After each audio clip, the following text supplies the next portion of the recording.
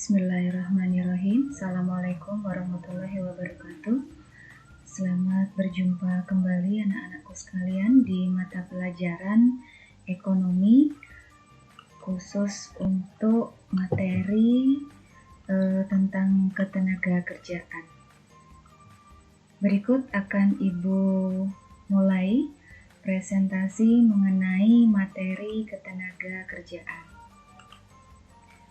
Dalam ketenaga kerjaan ini, kita akan mempelajari mengenai beberapa hal, di antaranya ada 2 kompetensi yang harus kalian capai.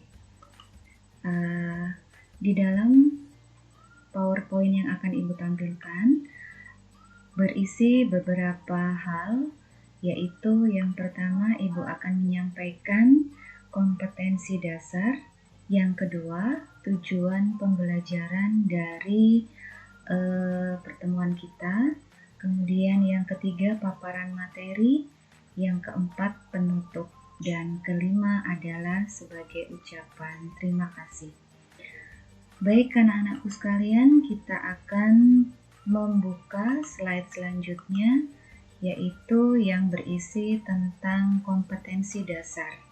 Adapun kompetensi yang harus diraih oleh peserta didik dalam hal ini dari faktor pengetahuan atau yang biasa disebut kognitif, yaitu mampu menganalisis permasalahan ketenaga kerjaan dalam pembangunan ekonomi. Sedangkan kompetensi keterampilan yang harus diraih adalah menyajikan hasil analisis masalah ketenaga kerjaan dalam pembangunan ekonomi dan cara mengatasinya. Lanjut ke slide selanjutnya bahwa tujuan pembelajaran. Setelah selesai menerima materi berikut, siswa diharapkan mampu mendeskripsikan pengertian ketenaga kerjaan, tenaga kerja, angkatan kerja, dan kesempatan kerja. Jadi ada 3 faktor yang harus dikuasai. Ulangi lagi, yaitu ketenaga kerjaan, tenaga kerja, angkatan kerja. Kemudian yang terakhir adalah kesempatan kerja. Nah, tujuan pembelajaran yang kedua adalah siswa diharapkan mampu memahami jenis-jenis tenaga kerja. Baik, kita mulai pada materi yang pertama, yaitu tentang konsep ketenaga kerjaan. Kemudian dalam konsep ketenaga kerjaan di sini ada 4 hal yang harus kita pelajari. Ketenaga kerjaan itu sendiri, kemudian tenaga kerja, angkatan kerja, dan kesempatan kerja. Ketenaga kerjaan di sini di dalam Undang-Undang Nomor 13 Tahun 2003 dijelaskan bahwa ketenaga kerjaan adalah segala hal yang berhubungan dengan tenaga kerja pada waktu sebelum, selama, dan sesudah masa kerja. Kemudian hal-hal yang dibahas selanjutnya di sini sebelum bekerja antara lain adalah pemagangan. Kemudian kewajiban mengumumkan lowongan pekerjaan kepada pihak eksternal. Dan yang terakhir adalah hal-hal yang dibahas setelah bekerja. Misalnya mengenai masalah upah, jaminan sosial, jaminan keselamatan kerja, hingga memberikan kesejahteraan kepada pegawai. Konsep ketenaga kerjaan yang selanjutnya adalah tenaga kerja atau manpower. Oh ya, nama lain dari ketenaga kerjaan di sini dalam bahasa Inggris sering kita menyebutnya sebagai entrepreneurship. Anak-anakku sekalian, di sini yang dimaksud sebagai tenaga kerja atau manpower adalah menurut Undang-Undang Nomor 13 Tahun 2003 disebutkan tenaga kerja adalah setiap orang yang mampu melakukan pekerjaan, guna menghasilkan barang atau jasa, baik untuk memenuhi kebutuhan sendiri maupun untuk memenuhi kebutuhan masyarakat. Sedangkan menurut BPS atau Badan Pusat Statistik, yang dimaksud tenaga kerja adalah semua penduduk yang berada dalam usia kerja, yaitu berumur antara 15 hingga 64 tahun. Mengapa batasan usia tersebut harus 15 hingga 64 tahun? Karena pada usia-usia tersebut, manusia atau orang dikatakan bisa menghasilkan suatu kerja yang produktif. Kemudian menurut Payaman Simanjuntak dalam buku Dinamika Hukum Ketenagakerjaan Indonesia, yang dimaksud tenaga kerja atau manpower adalah penduduk yang sudah atau sedang bekerja, yang sedang mencari pekerjaan, dan yang melaksanakan kegiatan lain, seperti misalnya bersekolah ataupun mengurus rumah tangga. Nah, selanjutnya konsep ketenagakerjaan yang lain, yaitu kita akan membahas tentang tenaga kerja. Tenaga kerja atau manpower di sini masih berkisar tenaga kerja. Ini terbagi menjadi dua, yaitu angkatan kerja atau yang disebut sebagai labor force dan bukan angkatan kerja. Apakah itu labor force dan bukan angkatan kerja? Mari kita simak penjelasannya. Definisi daripada angkatan kerja di sini adalah penduduk yang berada dalam usia kerja, baik penduduk yang berusia produktif atau usia kerja antara 15 hingga 64 tahun, kemudian yang mempunyai pekerjaan namun sementara dia tidak bekerja.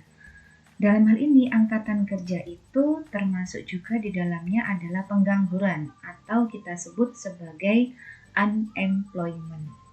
Nah, contoh dari angkatan kerja itu antara lain adalah pekerja, di mana di dalamnya adalah orang yang mempunyai dan sedang bekerja.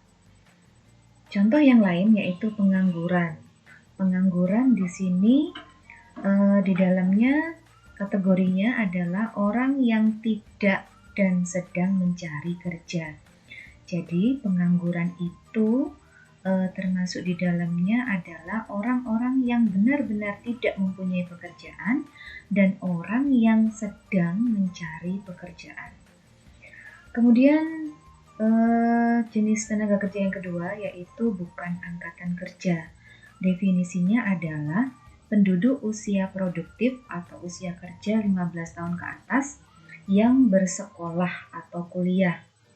Termasuk di dalamnya adalah mereka yang mengurus rumah tangga, termasuk juga adalah para pensiunan atau melaksanakan kegiatan lainnya selain kegiatan pribadi.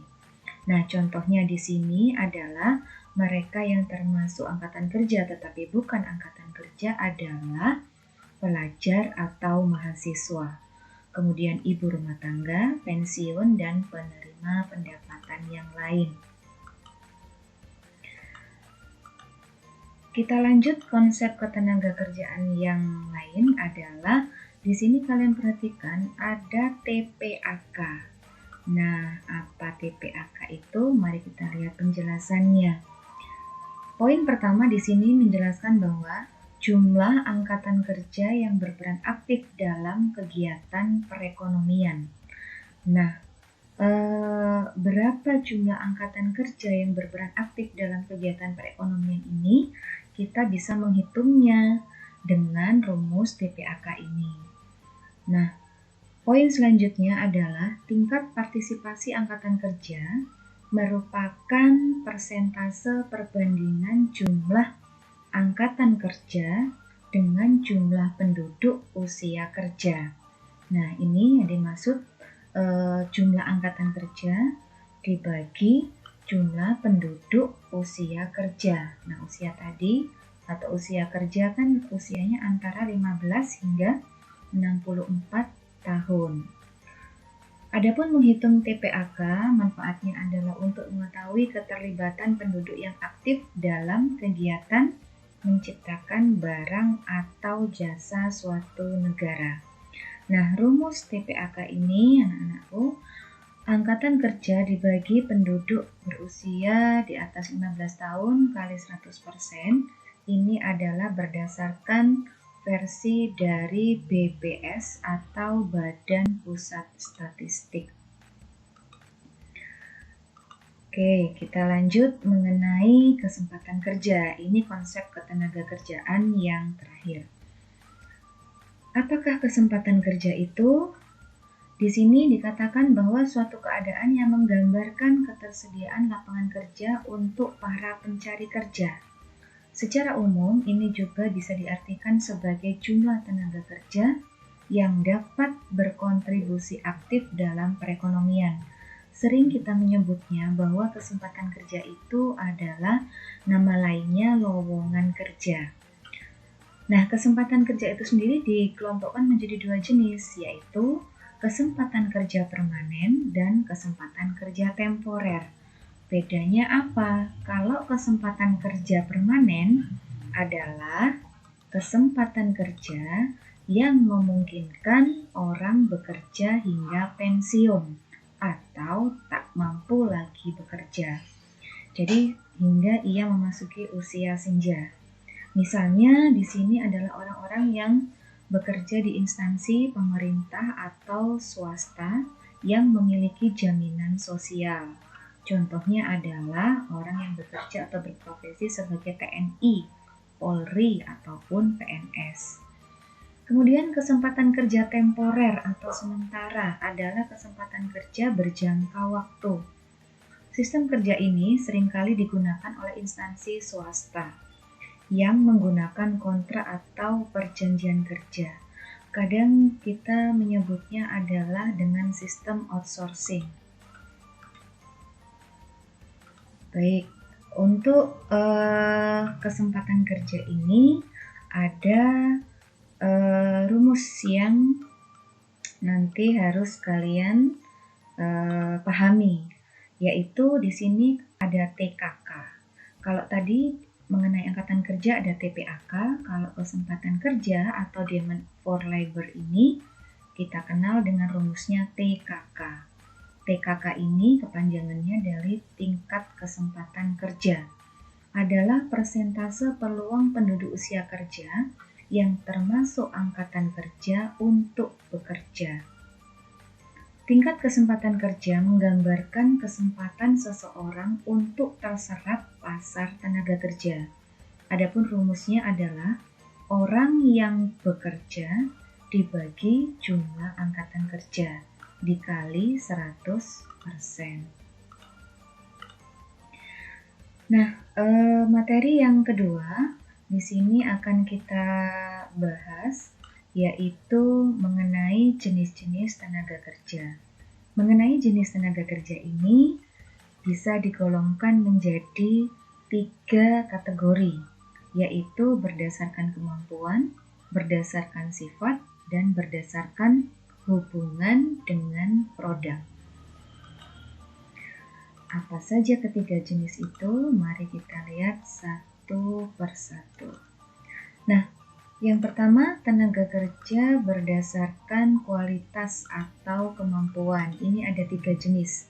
Kita kenal dengan tenaga kerja terdidik, kemudian tenaga kerja terlatih, tenaga kerja tidak terdidik, dan tidak terlatih. Tenaga kerja terdidik di sini kalian bisa lihat contohnya adalah ada dokter. Kemudian profesi yang selanjutnya ada pengacara, ada seorang sarjana, seorang insinyur, di mana dia mempunyai background atau latar belakang pendidikan di tingkat formal ataupun non-formal. Biasanya orang-orang yang mempunyai profesi sebagai tenaga kerja terdidik ini, mereka mempunyai gaji yang lebih tinggi dibandingkan tenaga kerja terlatih dan tenaga kerja tidak terdidik dan tidak terlatih. Nah, jenis tenaga kerja yang kedua berdasarkan kualitas atau kemampuan adalah tenaga kerja terlatih. Tenaga kerja terlatih adalah tenaga kerja yang memiliki keahlian dalam bidang tertentu yang diperoleh melalui pengalaman kerja. Keahlian terlatih ini tidak memerlukan pendidikan, karena yang dibutuhkan adalah latihan dan melakukannya berulang-ulang sampai bisa dan menguasai pekerjaan tersebut. Siapa saja mereka? Contohnya adalah supir, kemudian pelayan toko, tukang masak atau koki, montir, pelukis, dan lain sebagainya. Tenaga kerja berdasarkan kualitas yang ketiga adalah tidak terdidik dan tidak terlatih, yaitu mereka yang tidak mempunyai background pendidikan ataupun keahlian. Mereka ini adalah disebut sebagai tenaga kerja kasar yang hanya mengandalkan tenaga fisik saja. Contohnya tenaga kerja jenis ini yaitu kuli bangunan, buruh angkut, buruh pabrik, asisten rumah tangga, tukang becak, dan masih banyak profesi yang lain. Kita lihat tenaga kerja yang kedua berdasarkan sifatnya. Pengelompokan tenaga kerja berdasarkan sifatnya di sini ada dua, yaitu tenaga kerja rohani dan jasmani. Tenaga kerja rohani di sini merupakan tenaga kerja yang memanfaatkan kemampuan otak, seperti orang-orang yang duduk atau yang berprofesi sebagai manajer perusahaan atau direktur atau termasuk pejabat-pejabat pemerintah, di mana mereka memiliki pendidikan yang tinggi, kemudian juga skill yang tinggi dalam mengatur dan mengelola pemerintahan ataupun perusahaan. Kemudian tenaga kerja jasmani yang kedua. Tenaga kerja jasmani ini adalah tenaga kerja yang dituntut untuk menggunakan tenaganya dalam melakukan suatu pekerjaan. Jadi menggunakan tenaga kerja fisiknya. Contohnya buruh pabrik ataupun buruh tani. Tenaga kerja yang ketiga jenisnya adalah berdasarkan hubungan dengan produk. Ada tenaga kerja langsung dan tenaga kerja tidak langsung. Maksudnya tenaga kerja langsung ini adalah mereka yang menyentuh proses produksi mulai dari bahan baku hingga produk yang sudah jadi. Jadi seperti contohnya adalah tukang jahit yang bekerja di perusahaan tekstil. Nah, di sini dia bersentuhan secara langsung dengan kegiatan proses produksi. Jadi mereka turun tangan secara langsung untuk membuat produk tersebut.